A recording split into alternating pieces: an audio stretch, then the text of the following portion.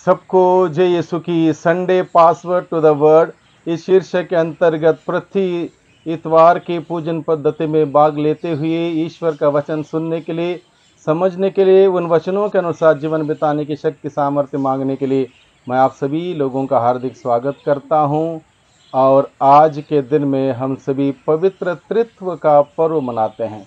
पवित्र त्रित्व यानी कि एक ईश्वर में तीन जन, इस महान रहस्य को हम लोग हर साल समझने की चेष्टा करते हैं, लेकिन हकीकत यह है आज तक इस रहस्य को पूर्ण रूप से कोई भी समझ नहीं पाया है। लेकिन हम सभी इसमें विश्वास करते हैं, पिता, पुत्र और पवित्र आत्मा पर विश्वास करते हैं। इस विश्वास के साथ हम जीते हैं, इस विश्वास की हम घोषणा करते हैं। संत अगस्तिन, जिसने पवित्र त्रित्व को समझने की चेष्टा करते हुए, प्रयास करते हुए, मनन चिंतन करते हुए लगभग 15 किताबें उसने लिखी हैं, और 15 किताबें लिखने के बाद भी वह कहता है एक महान रहस्य है जिसको मनुष्य अपने दिमाग से समझ नहीं पाता। इस बात की उसने घोषणा की। फिर भी आज के दिन में जब हम सभी पवित्र त्रित्व का पर्व मनाते हैं, कुछ बातों को हम समझने की कोशिश करें, प्रयास करें, चेष्टा करें, थोड़ा बहुत भी हमें स्पष्ट हो जाए ताकि हमारा विश्वास और मजबूत हो जाए पवित्र त्रित्व में। पवित्र त्रित्व को हम मानते हैं, विश्वास करते हैं, जिससे कि हम और बेहतरीन क्रिस्तीय जीवन बिता सकें। अब तक हमने सीखा है कि परमेश्वर एक हैं, जो कि समस्त संसार का रचयिता, जिसने समस्त सृष्टि की रचना की, हम सबों को बनाए, वो पिता परमेश्वर है। लेकिन विधि विवरण ग्रंथ अध्याय 6 पद संख्या 4 में हम सबों को फिर एक बार इस बात को समझने के लिए हमें बताया गया है, हे इज़राइल सुनो, हमारा प्रभु ईश्वर एकमात्र प्रभु है। हे इज़राइल सुनो, हमारा प्रभु ईश्वर एकमात्र ईश्वर है, अनेक नहीं है, एक ईश्वर है। अब सवाल यह है, एक ईश्वर और एक ईश्वर में तीन जन, इस रहस्य को हम आज के दिन में समझने की चेष्टा करें। सबसे पहले त्रिएक ईश्वर के सिद्धांत और आधार, त्रिएक ईश्वर के सिद्धांत और आधार हम समझने की चेष्टा करें। आपके सामने मैं 4 उदाहरण रखना चाहता हूं, क्योंकि हम लोग केवल समझने की चेष्टा कर सकते हैं उदाहरण के तौर पर, और ये पवित्र शास्त्र से लिए गए हैं, 4 उदाहरण हैं। इन उदाहरणों को आपके सम्मुख रखना चाहता हूं, जिससे कि हम लोग पवित्र त्रित्व का सिद्धांत और उसका आधार को समझ पाएं। सबसे पहला उदाहरण है मत्ती का सुसमाचार अध्याय 3 पद संख्या 13 से 17 का प्रसंग है, जहां प्रभु यीशु मसीह बपतिस्मा ग्रहण करता है। यहाँ पर हम लोग देखते हैं त्रिएक ईश्वर को कार्य करते हुए देखते हैं। परमेश्वर यहाँ पर क्या करता है? पिता परमेश्वर स्वर्ग से बोलता है। क्या बोलता है? बोलता है कि यह मेरा प्रिय पुत्र है जिससे मैं अत्यंत प्रसन्न हूँ। यहाँ पिता परमेश्वर बोलता है स्वर्ग से, और पुत्र ईश्वर प्रभु यीशु मसीह का बपतिस्मा हो रहा होता है। और तीसरा व्यक्ति पवित्र त्रित्व का पवित्र आत्मा कबूतर के रूप में उद्धारकर्ता के ऊपर उतरता, यानी कि पिता बोलता है, प्रभु यीशु मसीह बपतिस्मा ग्रहण करता है, पवित्र आत्मा कपूत के रूप में उतरता है। इस प्रभु के बपतिस्मा के इस क्रिया में हम लोग देखते हैं पिता, पुत्र, पवित्र आत्मा के एक साथ देखते हैं। दूसरा उदाहरण है मत्ती का सुसमाचार अध्याय 28 पद संख्या 19 में प्रभु का वचन कहता है, प्रभु ने अपने शिष्यों को बपतिस्मा देने के लिए भेजा 2-2 करके, इसलिए तुम जाकर सभी जातियों को शिष्य बनाओ और उन्हें पिता, पुत्र और पवित्र आत्मा के नाम से बपतिस्मा दो। ये आदेश प्रभु ने दिया था। पिता, पुत्र और पवित्र आत्मा के नाम से उनको बपतिस्मा देने के लिए हिदायत दी है। और यहाँ पर पिता, पुत्र, पवित्र आत्मा, पवित्र त्रित्व का जिक्र किया जाता है। पवित्र त्रित्व के नाम से बपतिस्मा देने के लिए यहाँ पर आदेश है।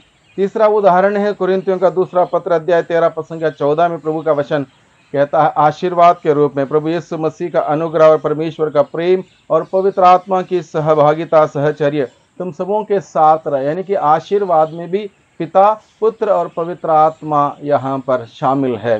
चौथा उदाहरण है मनुष्य की उत्पत्ति के समय बहुवचन का प्रयोग किया गया है। उत्पत्ति ग्रंथ अध्याय 1 पद संख्या 26 में, जहाँ पिता परमेश्वर कहता है, हम मनुष्य को बनाएं, अपने स्वरूप बनाएं। हम मनुष्य को बनाने की पिता, पुत्र, पवित्र आत्मा वहाँ पर विद्यमान थे सृष्टि के आरंभ से ही।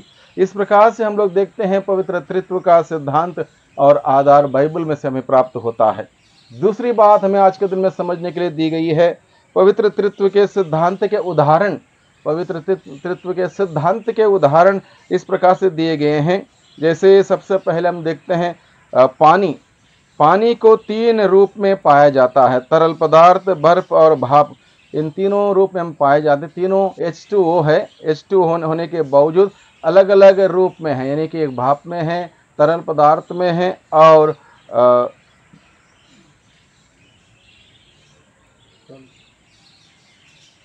तरल पदार्थ, बर्फ और भाप में है।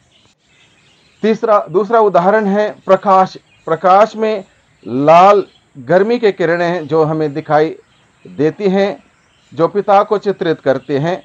पीली प्रकाश की किरणें जो दिखाई देती हैं, पुत्र को दिखाई नहीं देती, पुत्र को चित्रित करते हैं।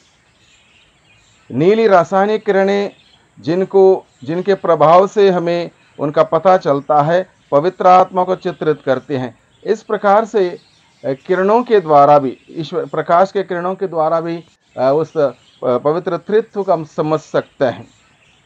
अगला उदाहरण है, एक व्यक्ति है अल्बन। वो अपने माँ के लिए बेटा है, अपने बच्चों के लिए पिता है और अपने स्कूल के बच्चों के लिए वो एक शिक्षक है।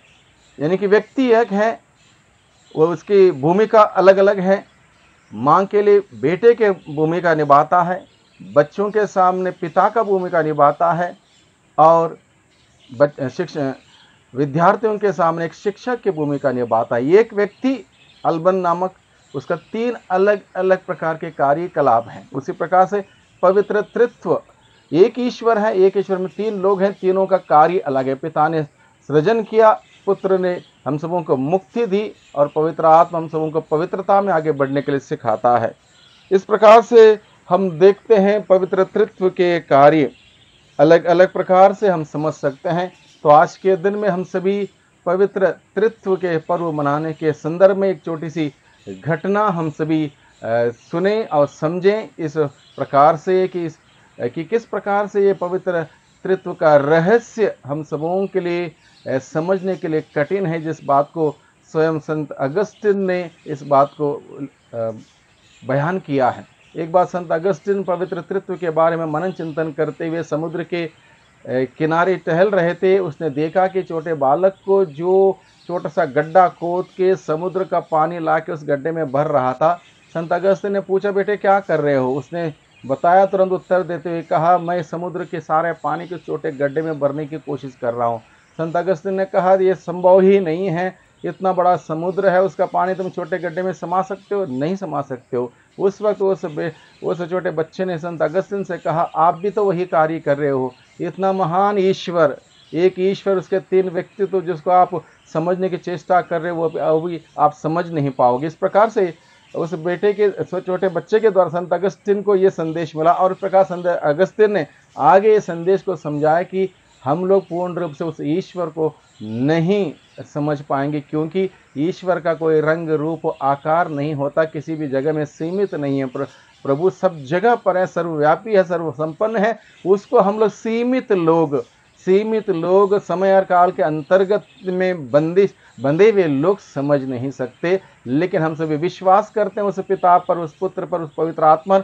हमारे दिन प्रतिदिन की शुरुआत पिता पुत्र पवित्र आत्मा के शुरू होता है, हमारा कार्य पिता पुत्र पवित्र आत्मा के साथ शुरू होता है, हमारा कार्य का अंत पिता पुत्र पवित्र आत्मा के साथ शुरू होता है। इसलिए उस त्रिएक परमेश्वर हमारे साथ है, हमारे हर प्रकार के क्रियाकलापों में। आज के दिन में उस पवित्र तृत्व पर विश्वास करते हुए प्रार्थना करें कि हम इस महान रहस्य को स्वीकार करें, उसके अनुसार जिएं, विश्वास करते हम अपने जीवन में आगे बढ़ाएं। आमीन।